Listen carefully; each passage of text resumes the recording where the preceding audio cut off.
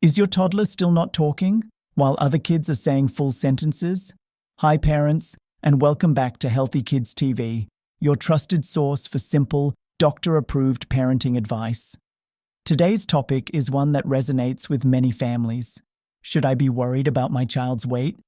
When it comes to our children, we want to ensure they're growing healthily, not just growing up. So, how do we assess if their weight is something to worry about? Let's demystify it together. First up, let's talk about healthy growth. Children come in all shapes and sizes, and that's absolutely normal. Growth isn't one size fits all, and it's important to consider more than just the number on the scale. We use a tool called BMI for age, which is body mass index adjusted for your child's age and sex. It's a helpful indicator to see if your child is within a healthy weight range. However, it's just one part of the bigger picture. Growth charts, considering height, weight, age, and gender, provide us a fuller image.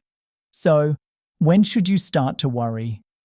If your child's growth pattern drastically changes, or if their weight is impeding their daily activities, it might be time to consult your pediatrician. Next, let's discuss how to approach this without shame. Weight is a sensitive subject, especially for kids. It's vital to focus on healthy habits rather than numbers. Encourage a balanced diet with plenty of fruits and vegetables, regular physical activity, and adequate sleep. Remember, you're the role model. Engaging as a family in healthy activities creates a supportive environment.